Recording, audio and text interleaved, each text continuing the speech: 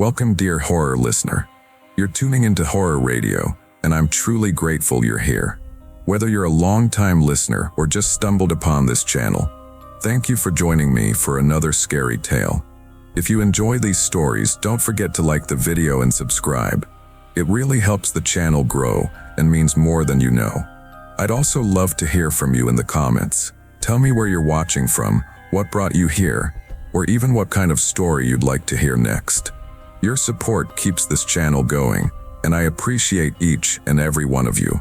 Now, let's get into today's horror story. I've carried this memory for years, and even now, retelling it makes me uneasy in a way that's hard to shake. Some stories settle deep in your chest because they're not dramatic in the movie sense. They're quiet, subtle, but unforgettable. This was one of those. I was 13, still stuck in that in-between stage where you're too young to really know how the world works, but old enough to think you got it figured out. My older cousin, Alicia, was 18 at the time and had her driver's license. Whenever she had errands to run, she'd sometimes drag me along. It was a simple way for me to get out of the house, and honestly, I looked up to her. She was the type who always knew the newest bands, wore thrifted jackets that somehow looked cooler on her than they would on anyone else, and moved through life with this mix of rebellion and confidence I envied. My name's Claire, and the day this happened, we were at the Dollar Tree on the edge of town. It wasn't one of those clean, well-lit stores you see in the commercials. This one had faded green lettering above the door, buzzing lights inside, and aisles that always smelled faintly of disinfectant mixed with something musty, like wet cardboard. It was the kind of store where the floor tiles never looked quite white, and the checkout counters were cluttered with candy displays that looked like they hadn't been rearranged in years.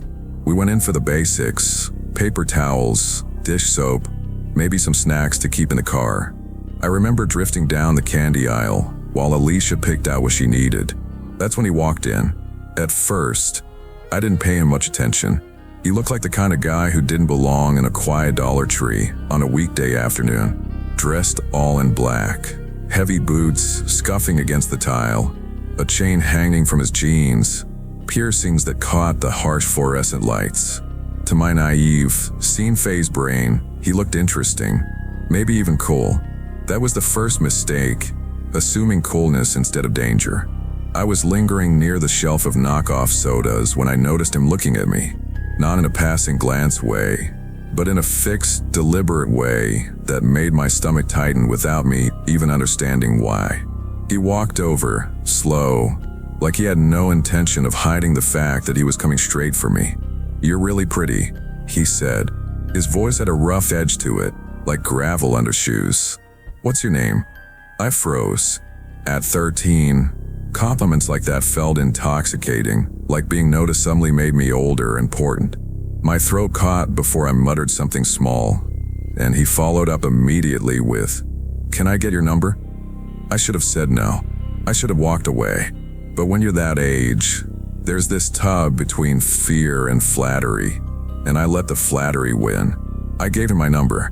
My cousin rounded the corner just then, arms full of cleaning supplies. He leaned in, gave me a hug I didn't want, then turned and hugged her too. She stiffened but didn't say anything, her jaw tight as she awkwardly patted his back. He pulled away with this smirk, scribbled my number onto his hand with a pen he pulled out of his pocket, and said something about putting in his phone later, since it was charging at the Radio Shack nearby. That should have been a huge red flag. Who writes numbers on their hand like that anymore? Who leaves their phone charging in a store like Radio Shack of all places? But I was naive and brushed it off. Alicia gave me a sharp look, whispering as we walked to the register, "That guy's bad news. He looks homeless, Claire. Don't mess around with him." I laughed it off, rolling my eyes. I thought she was just being judgmental. 2 or 3 days later, my phone buzzed with a new text from an unfamiliar number. "Hey, it's Matt, from a store." That's how it started. At first, the texts were normal, flirty, casual, almost harmless. He asked me about school, about what kind of music I liked, about dumb little details that made me feel like he cared. He told me he was 17, that he'd been kicked out of his house by his mom, that he'd been crashing on a friend's couch ever since. The way he framed it, he was just unlucky, vulnerable, and I was 13, soft-hearted, and too young to see the manipulation buried in his words. I felt bad for him. I offered sympathy, and then the tone shifted. One night, he texted, "You should send me a picture of your feet." I froze. My mind stuttered, trying to make sense of it. He pushed again, a little harder this time. "Come on, don't be shy. I think about you all the time." That's when the pit in my stomach finally caught up to my brain. I deleted his number without responding, shoved my phone under my pillow, and tried to forget about it.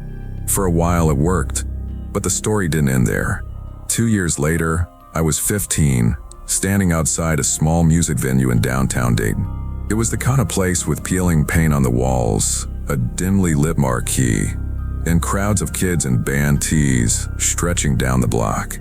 I was with friends, buzzing with excitement for the show, when I saw him. He was leaning against the railing of the steps, bumming cigarettes off strangers. My chest dropped like a stone. His hair was longer, his face older, but it was unmistakably him. "Matt." He spotted me almost immediately, eyes narrowing in recognition. My heartbeat spiked in my throat, and all I could do was stare. My boyfriend at the time noticed the look on my face, followed my gaze, and tensed. He stepped closer, wrapping his arm around me, glaring openly at Matt. That protective gesture saved me, because Matt didn't approach. He just smirked, flicked his cigarette, and turned back to the crowd. Later, I asked around about him. People told me he was always there, every show, hanging around outside and hitting on girls. Some gave him cigarettes, some ignored him, but he was a fixture, like a shadow you couldn't shake. That's when I learned he had lied to me. He wasn't 17 when we first met. He'd been much older. I felt sick, relieved that I cut things off when I did, but sick all the same. Months passed. Life moved on. Then one summer afternoon, I went to a downtown festival with two of my closest friends, Mariah and Jess. Music, food trucks, people spilling across the sidewalks. It was supposed to be carefree. But almost immediately, I noticed Mariah glancing over her shoulder. She leaned toward Jess, whispering something, and Jess's face drained. "What's wrong?" I asked. Mariah's voice was low but urgent. "That guy's here. The one who followed us around at the store last week." I turned, scanning the crowd, and my stomach dropped. It was him, Matt. Again, his eyes locked onto mine, and I felt frozen in place. Jess grabbed my arm, whispering, "He's been following us for blocks." Panic surged. I told him everything in a rush, how I'd met him, what he'd asked me, how he lied. Jess's eyes filled with tears, and Mariah's jaw tightened. We didn't wait. We shoved through the crowd, sprinted down the side street, and bolted for Mariah's car.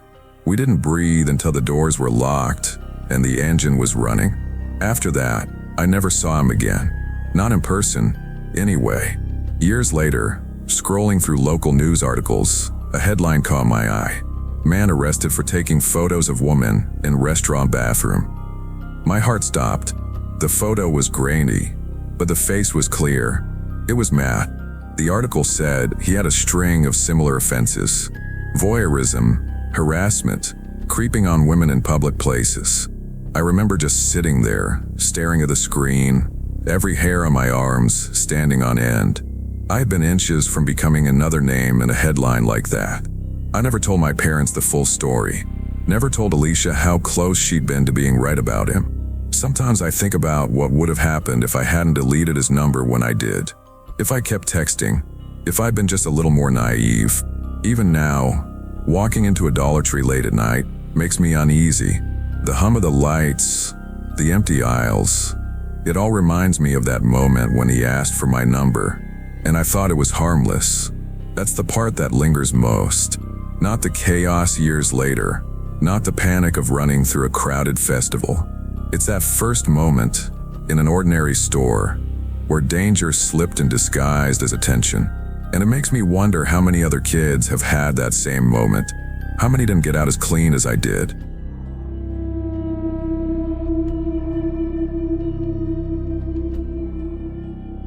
On April 12, 2015, a Dollar Tree employee in Dayton, Ohio unlocked the back door of the store early in the morning and came across something that still rattles people to this day. Inside the stockroom was the abandoned purse of a woman named Karen Miller, along with her car keys and cell phone. But Karen herself was nowhere to be found. The night before, she had closed the store with her 8-year-old daughter, Lily, who often tagged along when childcare fell through. That was the last time anyone saw Karen. My name's Derek, and this case has haunted me since I first heard about it on local news years ago. Maybe it's because of how ordinary it seemed. A working mom closing up a dollar store, her kid with her a night that should have ended with him going home. But instead, her daughter was found hours later at a relative's house, confused and shaken, while Karen's fate has never been explained. The timeline matters. Karen dropped Lily off at school that Friday morning, went back home for a bit, then drove to her shift at Dollar Tree on Linden Avenue. It was a standard 2 to 10 p.m. shift. Coworkers described her as upbeat that day, talking about needing to grab groceries after work and how Lily was excited for a class field trip the following week. Nothing about her seemed off. At 10:15 p.m., customers had left and the doors were locked. Karen was seen restocking end caps while another employee cleaned near the registers. At 10:35 p.m., security footage shows Karen and Lily walking toward the back door with bags of trash. Karen props the door open with her foot, tosses the bags, and then pulls the door closed behind her. That was the last clear moment anyone can verify. Around 11 p.m., Karen's SUV was spotted leaving the parking lot. Lily was inside. She told investigators later that her mom seemed tired and quiet, but not upset. Instead of heading straight home, Karen drove 20 minutes west, stopping at a Dollar Tree in Trotwood, one that wasn't even open that late. Security footage showed her walking around the dark lot for nearly 5 minutes before returning to her car. She didn't buy anything. There was nothing to buy. She just stood there, scanning the storefront. From there, she drove south toward Miamisburg. At 11:40 p.m., she used her debit card at a gas station for $20 worth of fuel. The clerk remembered her because Lily had fallen asleep in the front seat, her head against the window, and Karen had leaned in close to check on her before going inside to pay. By midnight, phone records showed Karen calling her sister 3 times in the span of 15 minutes. Each call went to voicemail. She left no message. At 12:20 a.m., she pulled into her parents' driveway in Kettering, but she never went inside. Instead, she backed out again after just 30 seconds and drove away. Neighbors later told police they'd noticed the SUV idling at the curb, but didn't think much of it. The next confirmed sighting of Karen was at 1:05 a.m. at a Dollar Tree in Middletown, nearly 30 miles away. A highway camera picked up her car, taking the exit and pulling into the plaza. No one could explain why she went there. It was closed, lights off, no activity. Still, she sat in the parking lot for almost half an hour before driving off again. At 2 a.m., her SUV pulled up to the home of a longtime friend, Valerie, in Hamilton. Instead of knocking on the door, Karen walked Lily up to the porch, rang the bell, and when Valerie opened the door, Karen told her daughter softly, "Stay here tonight, okay?" Valerie was confused. Karen offered no explanation. When pressed, she said only, "I'll be fine. I just need to clear my head." She hugged Lily, kissed her cheek, and walked back to the car. That was the last time anyone saw her alive. By 7:30 a.m., the SUV was found parked behind the original Dayton Dollar Tree where she'd worked her shift. Inside was her purse, her phone, her keys, everything she would have needed to leave on her own. But the driver's seat was empty, and there was no sign of a struggle. Investigators were traced every step, but the pieces didn't add up. Why spend hours driving from one Dollar Tree to another in the middle of the night? Why drop off her daughter only to circle back to the very store she had just closed? And why leave everything behind, including the car, like she had simply vanished in a thin air? The police dug into her personal life. Friends said Karen had been struggling financially, but wasn't in any immediate crisis. Her marriage had ended 2 years earlier, but co-parenting with her ex was stable, even amicable. There was no history of violence, no indication of mental health issues severe enough to suggest she'd harm herself. For months, tips poured in. A woman thought she saw Karen at a Walmart in Lexington, Kentucky. Another reported spotting someone resembling her at a bus terminal in Indianapolis. None of the leads panned out. Each one unraveled under scrutiny. The trail always circled back to that Dollar Tree in Dayton, where her car and belongings were left like a breadcrumb trail that led nowhere. The hardest part to sit with is Lily's perspective.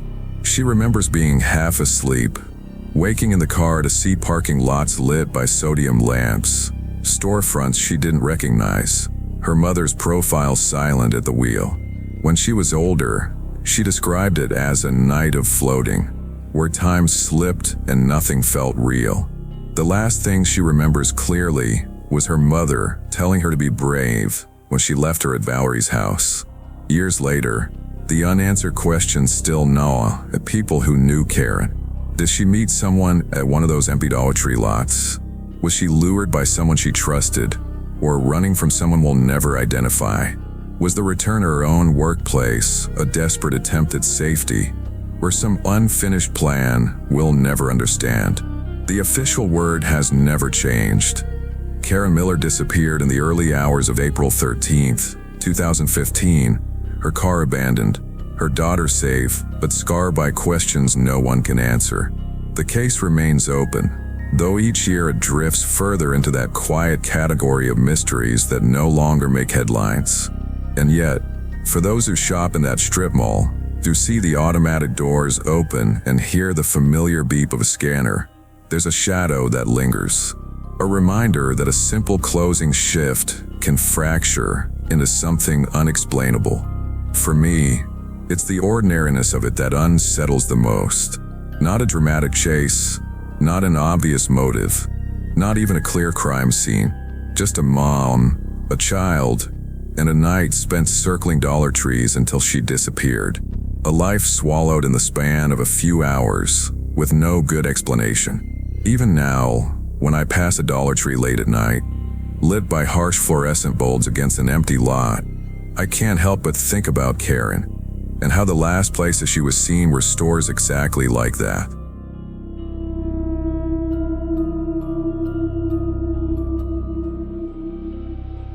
I never thought a simple trip to Dollar Tree could leave me shaken the way it did last Saturday. It was one of those errands I barely even thought about. Grab a few things, pay, and get out. Nothing complicated. But that night, I drove home with my chest still tight, staring at the rearview mirror more than the road itself, convinced I hadn't really escaped the situation the way I wanted to believe I had. The kind of errand that should have left no mark at all had instead branded itself into my memory. Every detail replaying on a loop that wouldn't let me rest. My name's Melissa, and this happened in a part of Indianapolis I know pretty well. It wasn't late, around 7 in the evening, but the way the day had been winding down, with the sky painted in deep blue streaks and the streetlights just flickering on, made it feel later. The parking lot had a steady flow of people coming and going, which made me feel safer than I probably should have. Parents tugging kids by the hands, a few teens moving in small groups, an older man loading paper towels into the back of his car. Ordinary. The fluorescent green Dollar Tree sign buzzed faintly in the dusk light as I pulled in, the kind of flickering neon that always makes you think the bulbs are 1 week away from dying. I remember taking a deep breath in my car before heading inside, steadying myself with that little ritual. The store always smells like a mix of cleaning supplies and faint candle wax, and I told myself that in a few minutes I'd be back in my car with the bag sitting on the passenger seat and nothing more to think about. As I parked, though, I noticed a man 2 spaces down, standing near a beat-up silver sedan. At first, I thought he was just lingering before getting in, maybe adjusting something in his pocket. But his posture was strange, half slouched, half rigid, and his attention seemed glued to himself rather than anyone around him. His head tilted down, shoulders stiff, hands twitching like he couldn't quite decide what to do with them. At first I tried not to stare, but I couldn't help glancing again. He was shifting uncomfortably, looking down at his jeans like he was checking something private. The gesture was awkward, drawn out, and unsettling in a way I can't fully explain. It was such an odd sight that it instantly put me on edge. My first instinct was to wait in my car until he left. The thought of walking past him made me hesitate, key still in my hand. I glanced at the time on my phone and considered just driving to another store, telling myself it wasn't worth the risk. But then another family walked in, mom, dad, 2 kids, and I figure if they felt fine enough to go inside, maybe I was overthinking it. Maybe this man was harmless, just dealing with his own issues. I didn't want to let paranoia roll me. Once I stepped through the automatic doors, the bright lights and cheap displays hit me.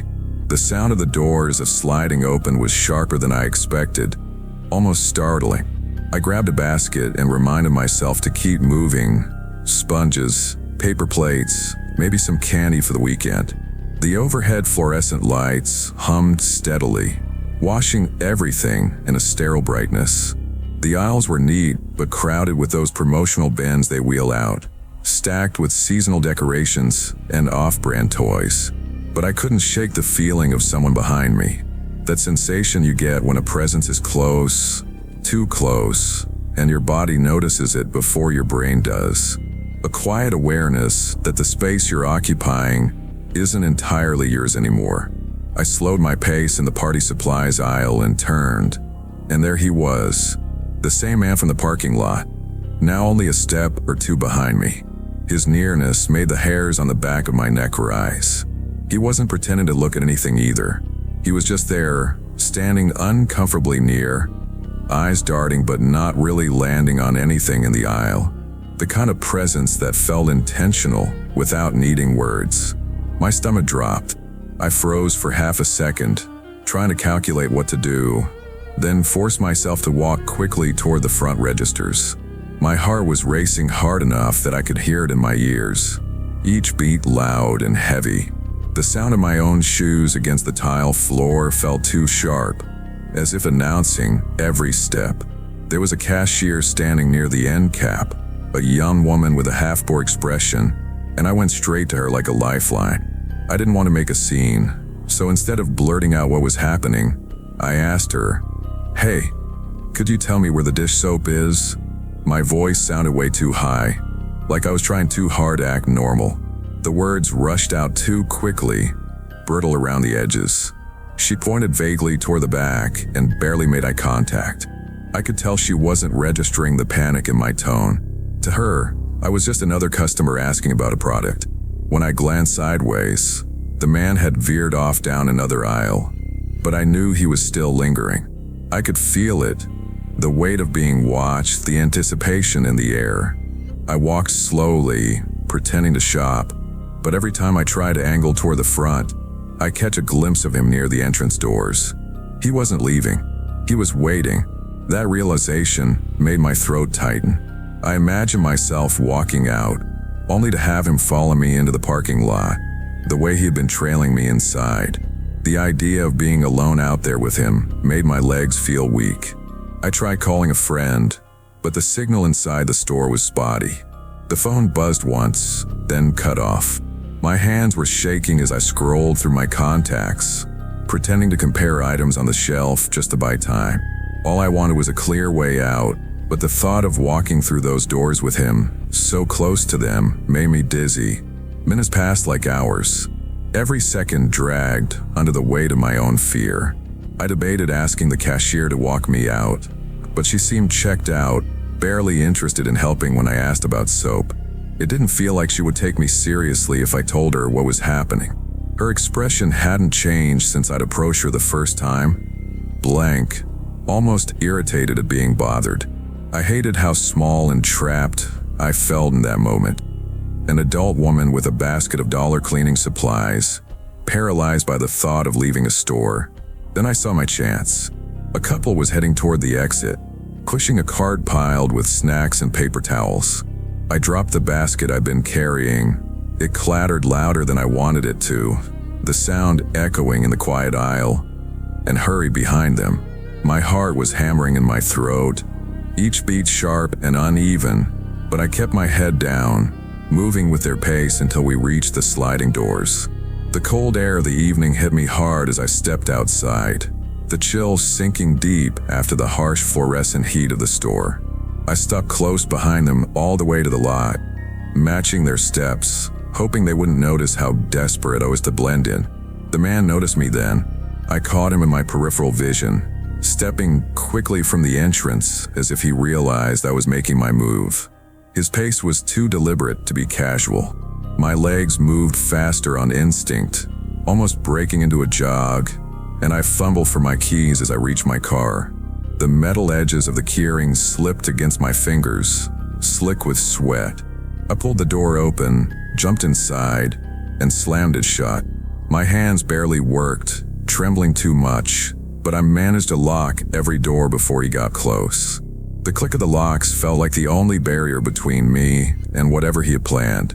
He slowed down when he realized I'd made it inside, his expression unreadable under the yellow glow of the parking lot lights.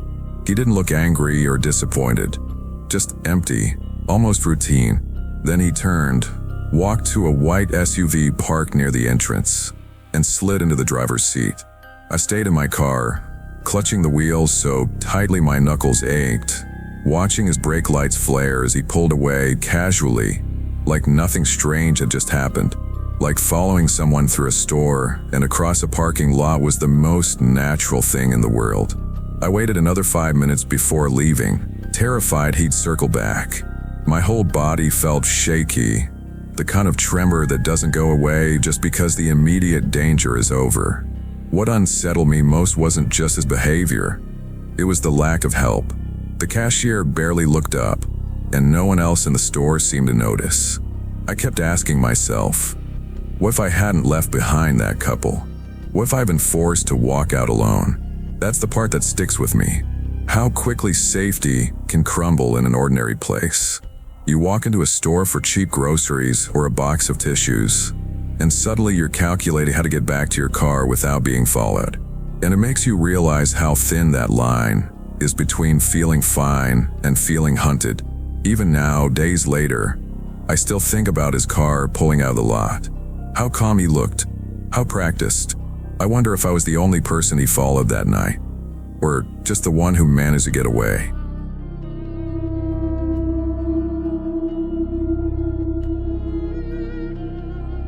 It was during that strange stretch of time when most of life still felt muted, like the world hadn't fully woken up yet from the shock of everything shutting down. Stores were open again, people were starting to move about more freely, but there was still this quietness everywhere you went, as if noise itself hadn't quite returned. Even the road seemed less impatient, the sidewalks emptier, and when you sat still enough you could feel the weight of it pressing on your chest, like the entire country was holding its breath. I was 20 at the time, restless in ways I couldn't explain, constantly trying to convince myself that the quiet was normal. But the truth was, it wasn't normal. It was a silence born of disruption, of everyone waiting for the other shoe to drop. And even though I tried to get used to it, a part of me carried that edge of unease everywhere I went. That evening, my cousin and I decided to drive over Dollar Tree in Springfield to grab a few snacks and cheap toiletries before heading back home. It wasn't anything major, just one of those quick trips you make because the house feels a little too empty, the pantry shelved a little too bare, and you want the comfort of stocking up on something familiar. It was early evening, the kind of hour where the sun lingers low enough to cast that golden haze across everything, turning the edges of parked cars into mirrors and making shadows stretch long across the pavement. The parking lot had that tired, end-of-the-day stillness to it, the kind that comes when most people are already home, the rush long over, and only a handful of cars scatter the wide spaces. My name's Jonah, and I remember sitting in the passenger seat of our car while my cousin ran inside. I wasn't feeling it that day. My energy was low, my mood somewhere between drained and detached, so I told her I'd wait outside. I leaned back in my seat and let the radio spill static and soft music into the car, the kind of background noise that fills silence without demanding attention. I had on these mirrored aviator sunglasses that I bought on clearance months earlier. They were name brand, not expensive or anything, but I'd grown strangely attached to them. They were scratched up along the sides, a little loose at the hinges, but when I wore them, I felt like I had this invisible shield. Their reflective glass was dark enough that nobody could really see my eyes, and there was something comforting in that. It made me feel like I could observe the world without being part of it, like I could hide in plain sight. In the fading light of evening, they were practically opaque. I've been zoning out for a while, drumming my fingers against the door panel in time with the rhythm of whatever song was playing, not really thinking about much. My gaze drifted lazily across the lot, catching the shifting glow of headlights as a car pulled in a few spaces down from us. The driver's side door swung open, and a man stepped out, followed by an older woman I assumed was his mother. He was hard to miss. Stocky build, wide shoulders that seemed to carry the weight of something invisible, and a scowl that looked permanent, like his face had been carved into a constant frown years ago and never recovered. He wore a dark beanie pulled low, his jaw covered in stubble, and even from that distance I could see the deep grooves across his forehead. His mother moved carefully, the way older people often do, steadying herself as she stepped down from the car, her pace deliberate. He hovered nearby, watching her, but his presence felt less protective and more looming, like a shadow following wherever she went. They walked toward the entrance without looking in my direction, but that expression on his face, it lingered in my mind. There was something unsettling about the way he carried himself, like his anger wasn't tied to any one thing, but was just woven into him. I remember thinking how some people look like they've forgotten how to smile, how they were bitterness like a second skin. That's how he looked to me, even in those first seconds, like a man shaped by anger. I try not to dwell on it. People have bad days. People look upset or tired all the time. That's just life. I turn my focus back to the music, fiddled with the volume, and try to slip back into that comfortable bubble of being alone, but not entirely alone. The car smelled faintly of old upholstery and the lingering sweetness of a soda spilled days earlier. The air was warm against the glass, the light outside shifting slowly as the sun dipped lower. A few minutes passed. My cousin came back, balancing 2 plastic bags against her hip as she opened the driver's side door and slid into the seat beside me. She exhaled loudly, setting the bags down near the console, and immediately started scanning the receipt. "Why is toothpaste $5 here?" she muttered, shaking her head. Her voice carried that distracted edge of someone still half in the store, running numbers in her mind. I nodded absently, only half listening, my attention drifting toward the glass doors of the Dollar Tree. That's when I saw him again. The man came out first, a small green bag dangling from one hand. His mother followed behind, slower than before, but his attention wasn't on her. His attention was on me. Even though my glasses were mirrored, even though there was no way he could have known where my eyes were behind a reflective surface, his gaze locked on mine instantly. His stare was sharp and deliberate, his expression twisted into that same angry mask, but this time was pointed directly at me. It wasn't a casual glance, the kind you give a stranger in passing. It was heavy, purposeful. It was the kind of look that pins you to your seat and makes your pulse quicken, the kind that feels less like being noticed and more like being targeted. I shifted uncomfortably, trying to brush it off, told myself he was just looking around, that I was overthinking it. But as my cousin started the car and eased into reverse, I made the mistake of turning my head slightly, glancing at him through the passenger side window. His stare didn't break. If anything, it sharpened. His eyes narrowed, his jaw clenched, and for a second it felt like he could see right through the reflective glass, like the barrier I trusted so much wasn't there at all. Unease crawled up my spine, spreading like static across my skin. The car suddenly felt too small, the air too thin. I forced myself to look away, focusing on the dashboard as the car backed out. But I could feel him still, that stare following, tethering itself to me like a rope stretched tight. As we rolled forward toward the exit, curiosity, or maybe fear, pulled my eyes back to the rearview mirror. And that's when I realized it wasn't over. He was still staring. Not just staring, moving. He stepped away from his car and into the middle of the parking lot, his bag swinging loosely from his hand. His mother lingered near the curb, but he ignored her completely. His focus was locked on me, and only me. His arms jerked upward, flailing, his mouth twisting as he shouted something I couldn't hear through the glass. His voice cut across the still air anyway, loud enough to carry, ragged with fury. I froze. My cousin hadn't noticed. Her attention was on merging out of the lot, but I sat rigid, eyes glued to the mirror. His expression was wild, his movements frantic, and yet his stare never wavered. He wasn't shouting at the sky or the air or some invisible enemy. He was shouting at me. It was one of those moments where time stretches thin, where your body feels rooted in place, but your mind races in a dozen directions. Who was he? Why was he looking at me like that? I'd never seen him before in my life, but the way he looked at me, it felt personal, like he recognized me, like there was history there, except it existed only in his head. My cousin finally noticed, glancing in the mirror with a frown. "What's his problem?" she muttered, but I couldn't answer. My throat was dry, my tongue heavy. All I could do was stare as the car turned toward the exit, my chest tightening with every second his figure shrank in the mirror. He was still screaming, still locked in that furious glare, his presence burning in my mind long after the car had rolled out of the lot and onto the road.